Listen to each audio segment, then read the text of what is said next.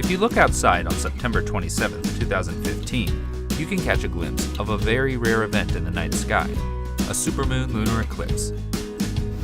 To understand what this is, first, take a full moon. Now add the closest approach the moon makes to the Earth on its elliptical orbit, which results in it looking up to 14% larger in diameter. That's a supermoon. Now combine this with a lunar eclipse, when the moon passes directly behind the Earth into its shadow, giving it a red tint. Now you have a supermoon lunar eclipse.